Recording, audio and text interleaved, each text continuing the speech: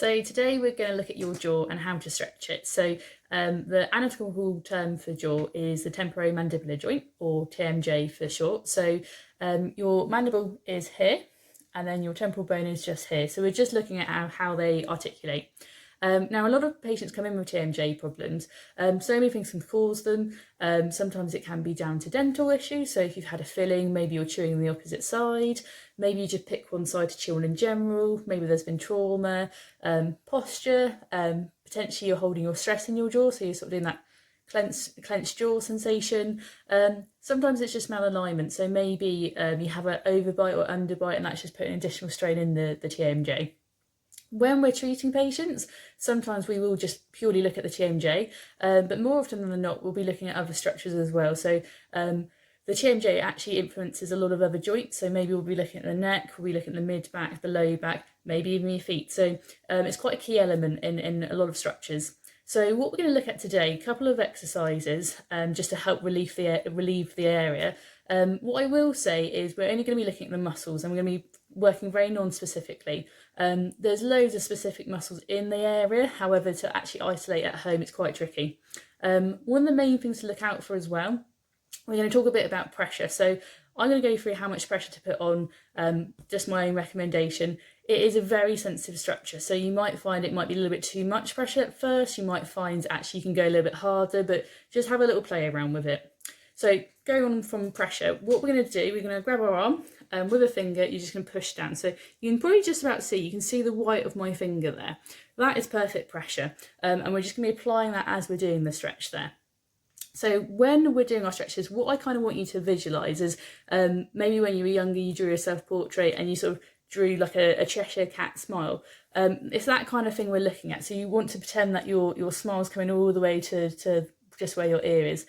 If you actually just put a finger just in front of your ear and open your mouth like that, you can actually feel the joint moving. So that's why we're starting just there. So that's where the joint is. So what we're going to do, we're going to apply the pressure, and then what I want you to do, we're going to clench and then we're going to open. So we're going to be looking at different portions of the TMJ. So we're going to go lower, we're going to go middle, and we're also going to go upper. So we'll give that a go. So clench, open, and just working along. Ideally try and hold for about 10 seconds. I'm just whizzing through just so you can see. We'll try the middle one.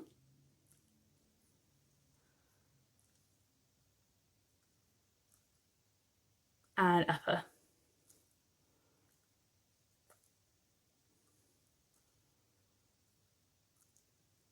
There we go, and just give it a go.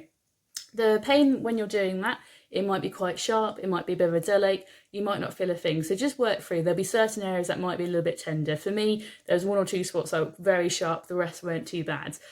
When you're doing it, you might find that there's a bit of a click or a clunk, nothing to worry about. If anything, it probably highlights that maybe there is a bit of a TMJ issue there. The next exercise we're going to do, for me, I'm going to work on the other side, but always do both. But this one's going to be a bit of an internal active release. So you're going to do a bit of a pincer grip, same pressure again while we're doing it. Don't really mind too much whether it's the thumb that goes in or the finger. If we're in a clinical setting, I'll be wearing gloves, but I have washed my hands. So what you want to do, that pincer position, going to be working from the corner, coming down, middle, and then upper again.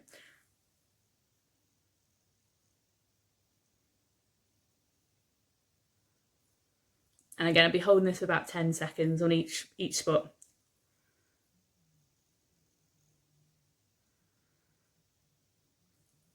So for me, this one's actually a little bit more sore than the other stretch, so it might vary for you.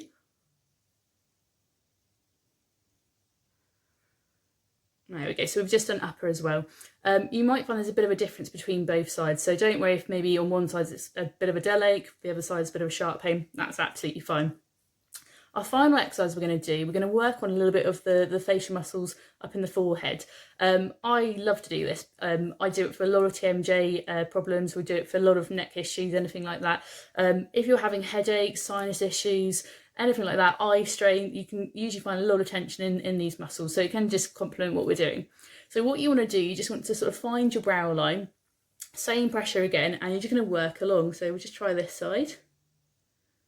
Now, I'm going to be quite honest, when I do the outer portion, I can never really feel it. It's only when we get to the middle. So that bit's starting to get a little bit tight on me. Again, hold for about 10 seconds if you can. You can even tuck under, so I'm just going to try this one. And for me, that actually refers here. So again, don't worry if things do start moving around, that's quite normal. And do the other side as well.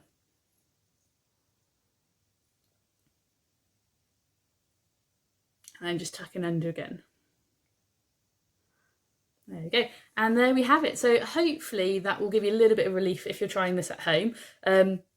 Like I say, a lot of TMJ issues, there's other structures that we'll be looking at. So sometimes it is only a short-term relief and you might need a little bit of intervention anyway. But hopefully this will just keep you going, just kind of relax those jaws.